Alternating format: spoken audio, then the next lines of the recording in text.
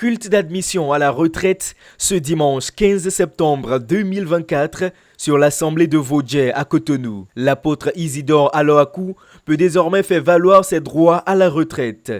Que cette retraite soit le début d'une nouvelle page passionnante avec vous. Merci pour votre sagesse et votre ministère professionnel. Cher apôtre, vous avez l'art du serviteur professionnel. Et le Saint-Esprit est en permanence avec vous. La plupart des apôtres, excusez-moi, des régionaux, des pasteurs titulaires jusqu'aux stagiaires de cette église sont passés par son école, par ses mains. Oh.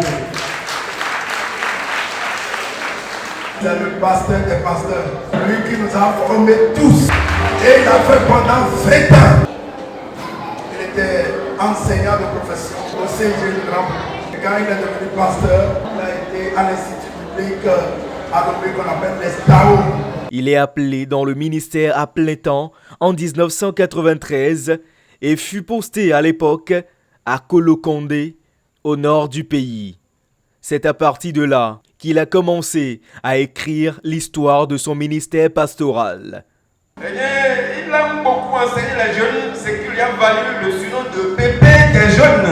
C'est lui qui a acheté le terrain sur lequel le Grand Popo, l'assemblée de Grand Popo est construite. Nous sommes témoins oculaires. Nous sommes son collaborateur direct. Et même pas l'argent de l'église, il a acheté à ses propres frères. Au regard de ce bilan, les participants ne se sont pas fait prier avant de rendre gloire à l'Éternel des armées, celui qui a gardé son serviteur pendant ces années dans le ministère pastoral. L'apôtre a l'habitude de chanter un chœur que nous voulons fredonner. Il a promis de garder, il ne t'abandonne pas.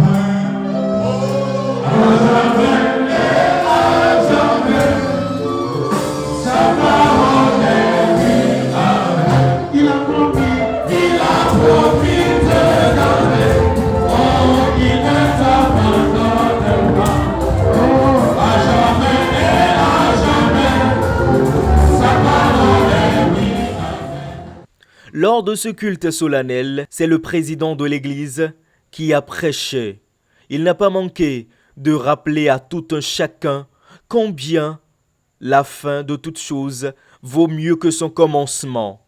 Il a par ailleurs rappelé que chacun doit tout faire pour avoir une bonne fin dans tout ce qu'il entreprend.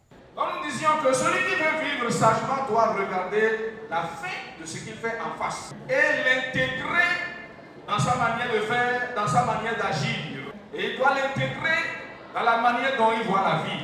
Donc c'est pourquoi celui qui s'engage à faire quelque chose doit inévitablement penser à la manière dont il finira. Alors pour bien finir, nous devons donner de la valeur à notre identité chrétienne et notre ministère que nous exerçons.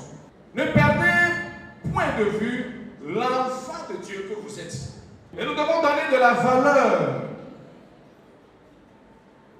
à cette identité que Dieu nous a accordée par sa grâce. L'exécutif national a gratifié l'apôtre sortant d'un tableau spécial. La cérémonie de remise a été confiée à l'apôtre Jean Fagnoua. Alors, cher apôtre, nous vous donnons au nom du Père, du Fils et du Saint-Esprit. Et nous,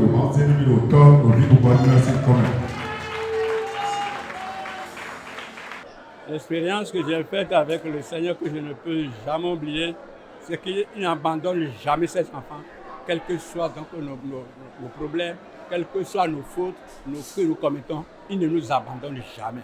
Il est toujours à côté de nous. C'est l'expérience que j'ai faite avec mon Seigneur Jésus-Christ. Je dis merci à tous ceux-là qui sont venus de loin et de près pour soutenir cet événement que nous vivons. Le désormais ministre retraité, faut-il le rappeler, a été directeur de l'école biblique Mont Sinaï, école qui forme les pasteurs de l'Église.